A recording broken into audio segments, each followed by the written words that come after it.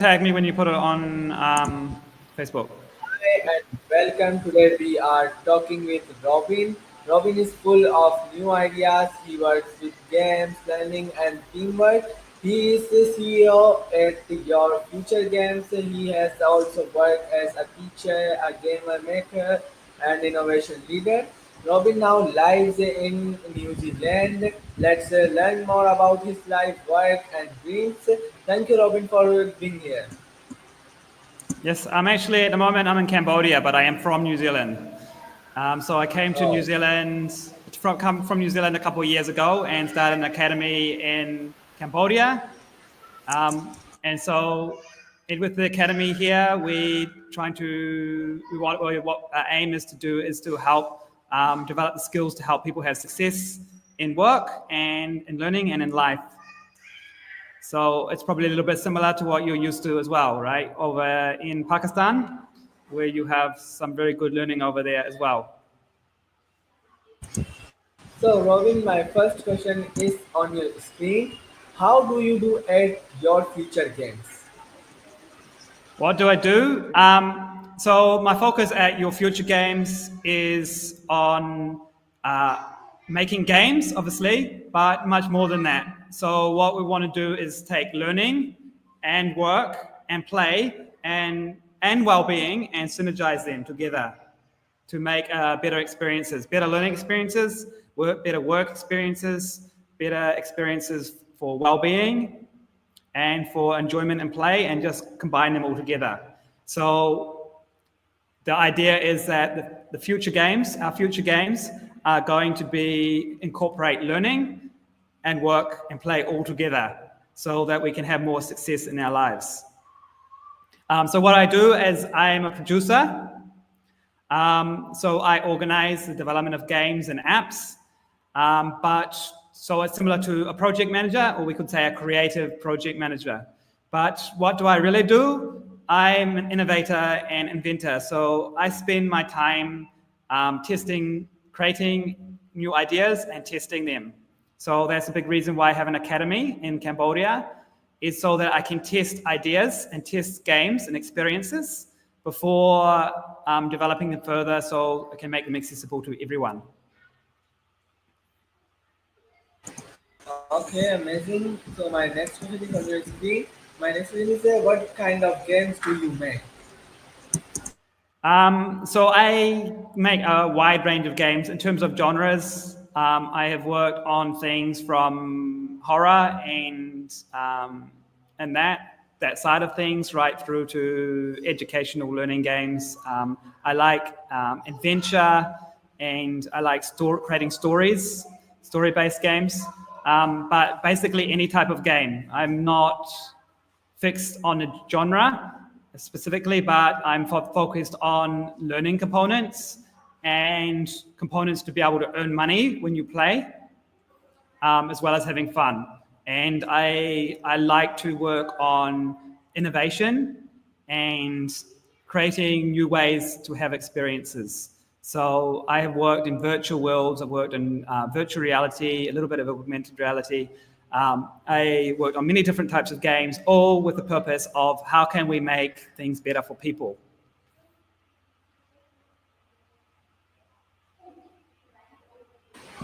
Amazing.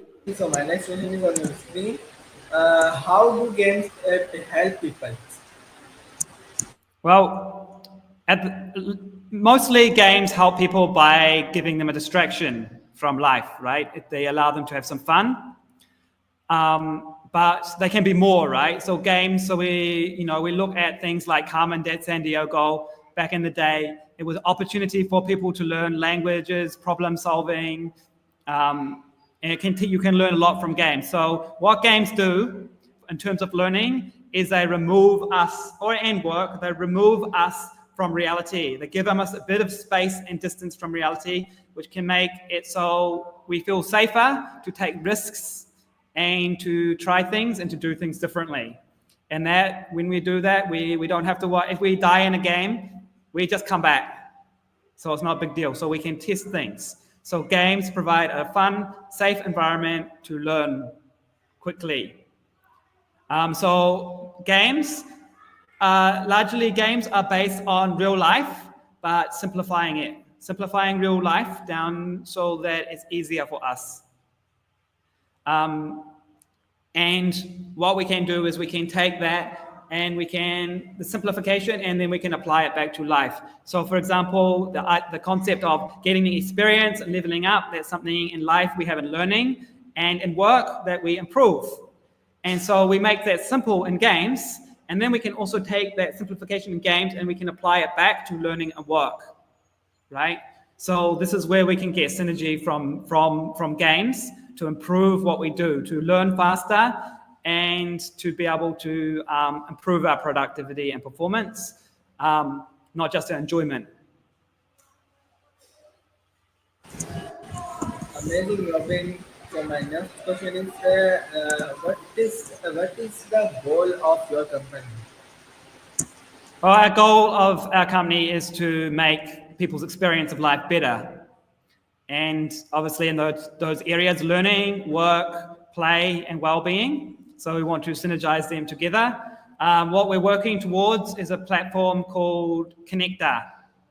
And the idea of Connector is for it to be like a replacement for Facebook and LinkedIn, in that on the social networking, social network side of things, but it to be much more than that. And so because we're bringing everything together, what I'm looking at experience is what I call it as a social experience platform. So we're creating a platform for social experiences. So social media is addictive, right? So when you do it, you keep wanting to do it. You keep scrolling and scrolling and scrolling because you feel like you should be getting some connection from your experience. You should be building relationships, and that should help you, give you some, like if we think of it in terms of it being like food, we get some wholesome food that give us nutrients and benefits, okay? So it's like that. But for social media, it is like we're eating refined sugar, refined flour. They take all the good stuff out of it. In terms of real life, people give the rice bran from the rice, they give it to the pigs. And the pigs very happy, very healthy. And the humans, they eat the refined bit, the sugar by itself, and it's not healthy for us, right? And so we get sick and we have problem. So the reason that people keep going to social media is just the same as like they keep eating sugar and they keep eating refined salt and they keep doing these things because they don't get the real benefit. Smoking is a big example because in smoking, it has nicotine, and nicotine is like B vitamin, and we need the B vitamin, right, for our health. And so we think when with people having nicotine, their body thinks that they're getting the vitamin, but it's not. It's just getting nicotine. And so the body, it helps them to feel relaxed and better, but then they crave it and they feel better for a while and more less stressed, and then they feel more stressed. And when you feel more stressed, you crave it, you say, oh, I still need it, right? I still need it. I still need the vitamin. And then you give the nicotine and it's like, oh, I'm getting it. I'm getting the vitamin. But no, you're not. So when the body realizes it's not getting it, it goes back down. Okay? So when we give fake to our system, then we have this problem of addiction because we're not getting the true value. So what we want to do is create a situation where people are getting true value and giving true value. And the reason that pay-to-play games don't work properly is because there is not enough creation of value. So if through our games, we can create real value, things that people are really buying and that's really useful for people, then people can be paid the same as real life, no different, right? Because the same value is created, then the same benefit can be created.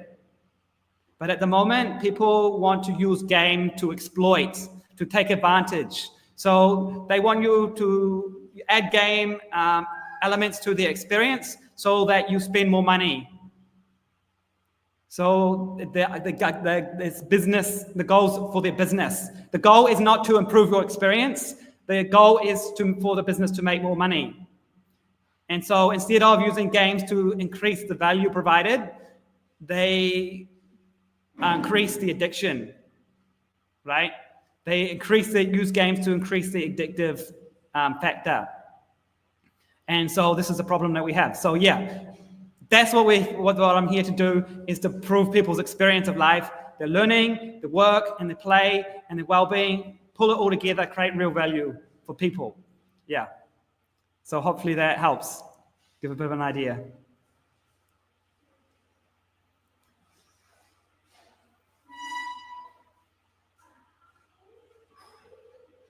Next question is on the screen.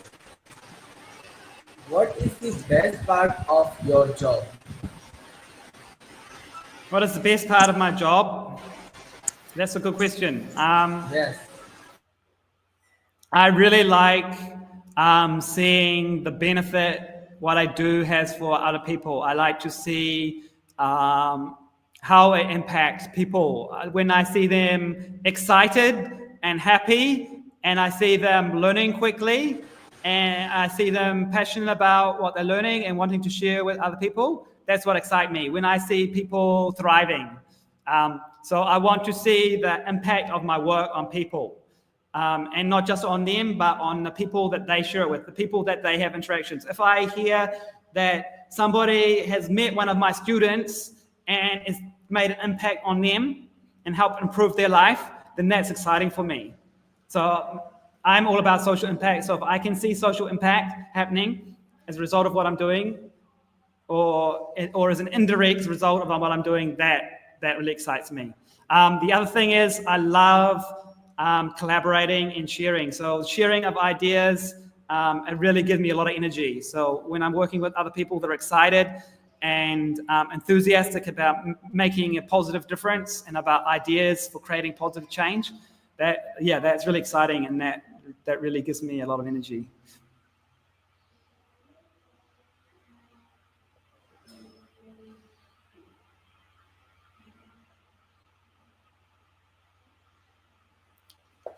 You are muted at the moment.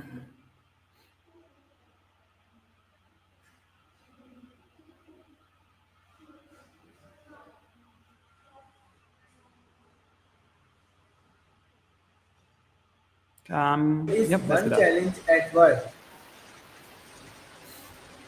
The biggest challenge at work is probably actually figuring out my own thinking, my own mindset. Because I have a lot of ideas and I've to test, and I'm all over the place, and I'm trying to bring a lot of ideas together. And the ideas I have, the dreams, the concepts, the ideas, and I need to test them to find out how well they work in practice. And so one of the things I have to do is because I can't always, the things that I believe in, but I don't always have the evidence yet for it, I haven't proved it yet, then I can easily start to wonder, will this work in practice? Okay, so I have to keep my mindset good.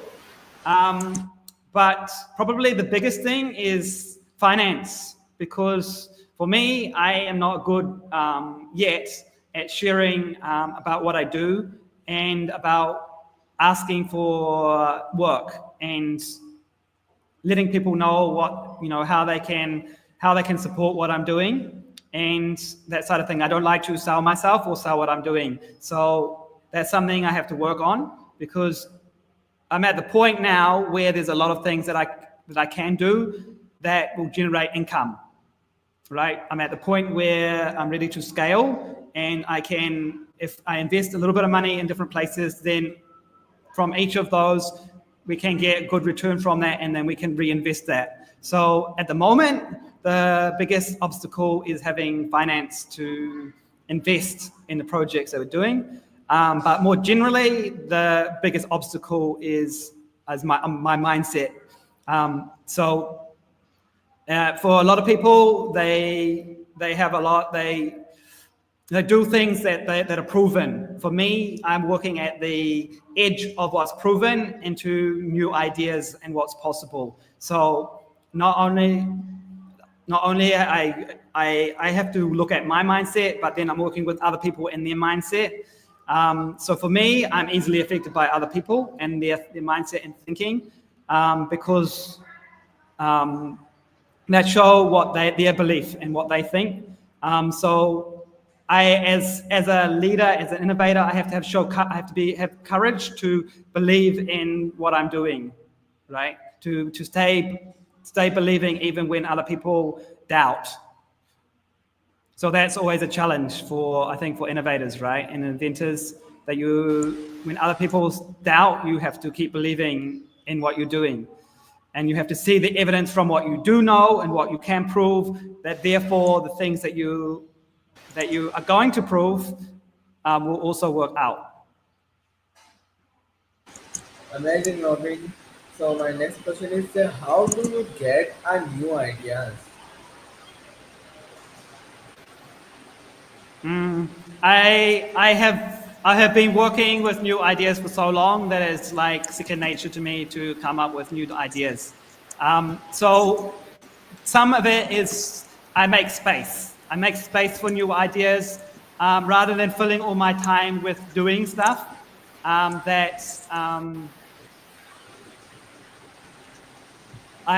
choose activities to do that give myself room and space to think about things. So that may be I go outside and I go and pick up rubbish off beside the street, and I go and I might do some cleaning of the house, or go outside and clean the street, or I might look after the vegetation. So I can do things that require that help my thinking, or even going for a walk, that helps, right? You need to take a step back and give yourself space to think and to ideate. You know, some people like to think when they have a shower. In the part, there's some people that they deliberately use the bridge between their conscious and unconscious mind, right? So they hold something and then they go to sleep, and when a ball or something, and then they drop it, and then wake them up. So right at that point where they're between wake and sleep, then they often have a eureka moment, and they can oh, this is how I solved that. One of the things that I do is when a problem is difficult, I will go and give it a break and go and move and do something else. So I'll move on to a different problem, and then later I'll come back to it. And when I come back to it, I'll often have an insight or idea. So part of the reason that I have a lot of ideas is because I'm always thinking about problems. It's because the whole thing between an entrepreneur or a solutionist is we see problems as opportunities. So we're looking at problems for how can we solve it, how can we create solutions that make the world a better place. Amazing, Robin. So my next question is, what is an innovation lead? So an innovation lead is a leader who's focused on innovation. So they might help facilitate, they'll help to show in what they do, they'll show what it means to innovate, and then they will show other people how to innovate in what they're doing. So they can be a facilitator, they might ask questions, they might coach and mentor other people on what they can do to innovate in what they're doing. A big part of the facilitation side of things is to ask people good questions. Same with coaching, right? You ask people questions, but leadership is often about showing people by your own behavior, and we can also provide direction. You can say, this is the way that you go. If you want to innovate, this is the things that you can do. And so we can point the way.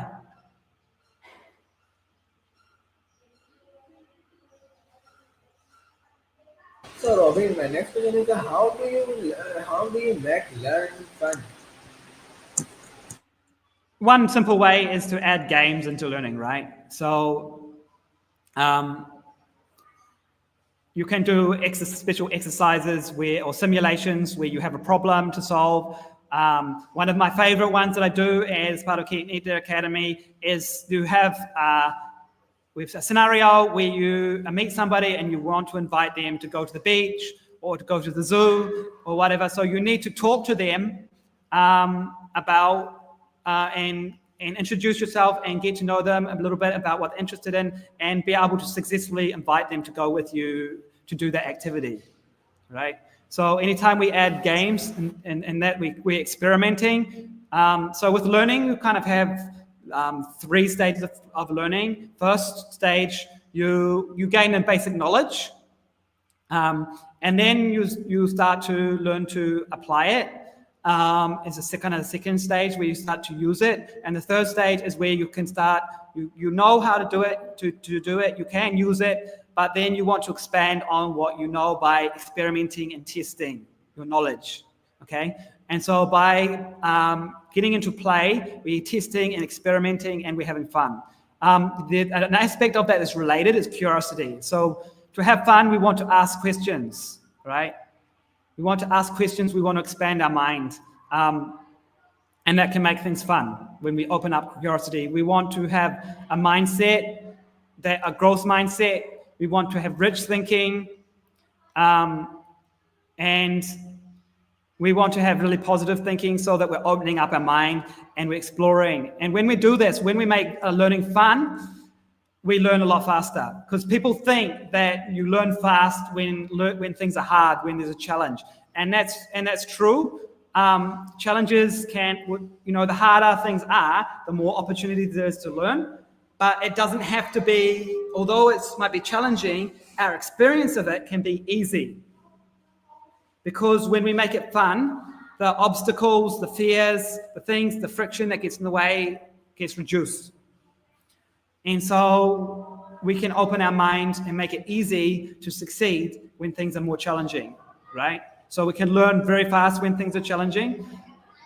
And so that's the thing about games, is creating that distance, creating that safety, making things easy and comfortable to learn quickly.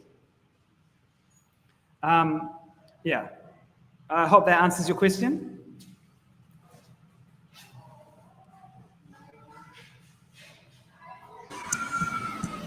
So, Robin, my next question is why is education important to you? Well, if you want to make the most difference in the world, if you want to make the most social impact, then education is the way. Why is education the way? Because you get the fact that if I do something by myself, that is limited. But if I can teach somebody else to do it, and they can teach somebody else, and they can teach somebody else, you get a ripple effect, right? Things expand as you connect with other people and they take on board the learning, then they can share it with other people. So education is essential for impact. It may not be, it's often not the best way to make money. If you're focused on earning, then you want to find people that already know and already can do it. But if you want to focus on improving the world and making things better, then education is a way to increase social impact, to increase capability. And so I want to increase the capability of people to make a positive benefit wherever they are, whether it's in Cambodia or Pakistan or New Zealand or anywhere in the world, that wherever they are, they can make positive impact on the people around them. And then that can expand out, like the ripple effects.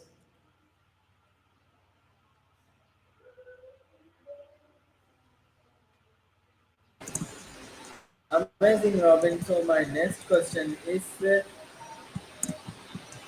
what is the goal of your company? And oh, sorry.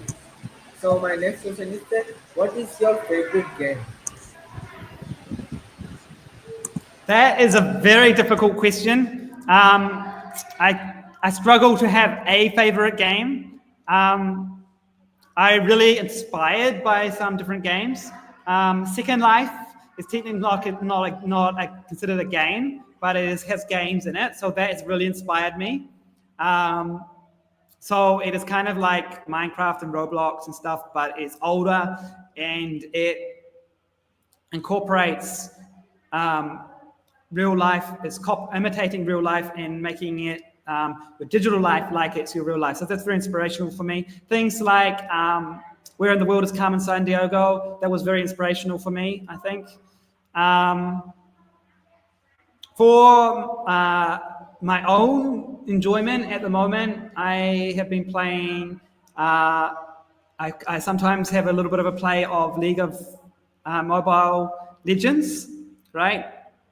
Because it's fun to do that. And before I was playing a bit of Dota. When I was young, chess had a big impact on me when I was young, and I was good at that.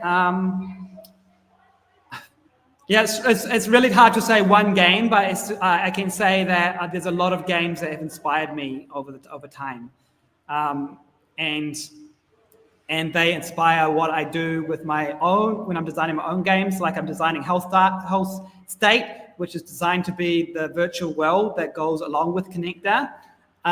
Then I'm taking inspiration from a lot of different games. At the moment, I'm like thinking about the good aspects of things like Minecraft and Roblox and Blocksmith.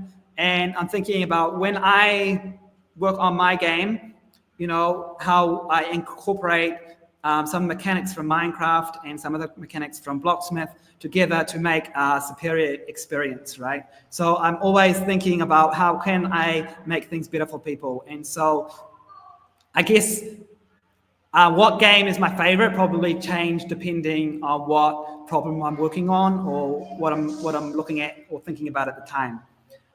So it's hard to give a definitive answer. A game that I felt had a lot of potential was Pokemon Go, right? Have you played Pokemon Go? Right? Have a lot of potential because it's like the geocaching games where you go out and get out of the game and you go and do something. I worked with a project back in the day called Heroes Academy, and that was focused on using geocaching and that for education and for learning. So I'm very inspired by the idea of using games to get out there and do things, get off the computer and go out and do things useful for learning and for your well-being.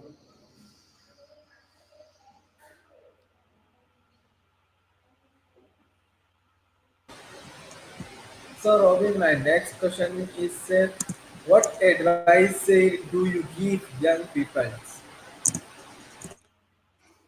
My advice to young people is to focus on what's most important first, okay? If you can learn more quickly, right? If you can learn more quickly, if you can grow faster, right? Then all of the time after that, when you're learning, you're going to be gathering more knowledge and skills more quickly, right? So you can get more benefit. So invest first in the most important things, which is in your learning and in your mindset. So develop rich thinking, growth mindset, focus on improving your attitude and your mindset. And to do that, practice good behaviors as well, right? So when I'm out there picking up rubbish off the ground, right? People might sometimes think I'm crazy, right? Why am I out there picking up rubbish? People just dropping the rubbish again. So every few days, the rubbish is back. So what's its point? Okay? The point is my mindset. So when I'm doing it, I'm practicing caring, right? I'm practicing caring about what I'm doing, caring about the environment, caring about other people. So I am developing my mindset, my behaviors, my habits affect my mindset and my beliefs and what I'm going to tend to do. If I'm going to build something, I'm going to build it of quality because I have practiced quality, right? So that's an issue in Pakistan and Cambodia, right? Labor is very cheap, right? It doesn't cost much to pay somebody to do some work, but the quality needs work because people are maybe, I assume in Pakistan, they're used to throwing rubbish on the ground. So when they build something for you, they also throw rubbish. Not literally, but sometimes literally, like I have building work done and there's actually literally rubbish stuck in the concrete, right? But I'm thinking if we don't put care in our work, then we won't do quality. And how reason people pay some people a lot of money and some people only a little bit, even for doing the same work, is because of their ability to trust in quality. So if they cannot trust that your work is going to be quality, they don't want to pay you at all, let alone just a little bit, right? People who have money, they want to pay for good work. But how do we get there, right? Because if we are thinking about quality, we get tempted to think about perfection. Things have to be perfect. But if we focus on perfect, what happens? What happens to us? We fail.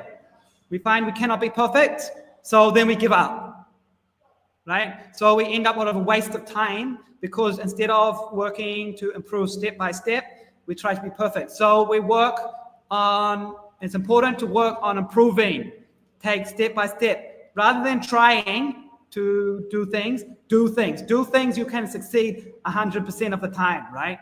Because the outcomes that we're wanting are made up of a whole lot of small actions that we can succeed at every single time. Now, when we do those actions, sometimes they lead to more directly to the outcomes we want, to the result we want. But sometimes we learn from them. Okay, things don't go the way that we want, but we learn. So learning is a positive outcome, right? And it's everything that we're doing can work towards where we want to go to. So when we're dealing with data, we talk about what we call lagging indicators and leading indicators. So leading indicators are the things that we do that result in other outcomes. So if we're succeeding at the things that we do because we made them small enough and achievable, then they will lead to called lagging indicators. They will lead to other good things happening, right? But if we focus on the lagging indicators, the results we want, we may not end up doing the things that will result in them. Okay, so we want to focus on improvement. So we're going to do the right things, and as a result, we're going to keep improving. Okay, because we want to grow fast. Growing quickly, improving ourselves, that is what is going to get us the best outcome, not whether our work is perfect or not. So we change the way that we think, and we can use games to help us because we can think about things in terms of games, right? Because games take some of that fear, that worry, that doubt out of things because it's taking some of that pressure down, and the consequences are low, right? So we can use techniques like these to help our thinking so that we can grow fast. Does that make sense? We want to grow fast. That is the main thing. That is the most important thing because especially when you're young, you have a lot of time, right? You have a lot of time ahead of you. If you can grow fast, you will get results. So you need to be able to experiment and to do things. And it starts by doing things that you always succeed, okay? If you walk, right, you're walking. So you're succeeding. That means you're succeeding. But if you're trying to walk, right, that means that sometimes you're not succeeding. Does that make sense? So we change the way that we think about and talk about things, and that's what I do in when I'm teaching. We're looking at grammar. We're looking at grammar in terms of mindset, right? We're looking at how does the way that we talk about things and we use English affect the way that we think and the results that we get. When we're talking and interacting with other people and with ourselves, how does that impact our ability to grow and improve? Amazing, Robin. Thank you so much, Robin, for sharing your journey and insight with us today. It's inspiring to hear about all the amazing things you'll be done and exciting future ahead. We appreciate your time and wish you all the best in your work and future at your future games and beyond. Thank you again, and we look forward to seeing more of your innovations. Thank you very much, and I look forward to following you and your other posts. It's really exciting to see people in Pakistan doing some positive things, right? So at Rehan School, right, you are learning about AI and learning to create an income to improve your situation by getting out there and doing stuff and getting results, and that's really cool. It's really impressive, right? So I really look forward to seeing your progress and to seeing how things develop for you. Thank you so much, Robin. Bye. Bye.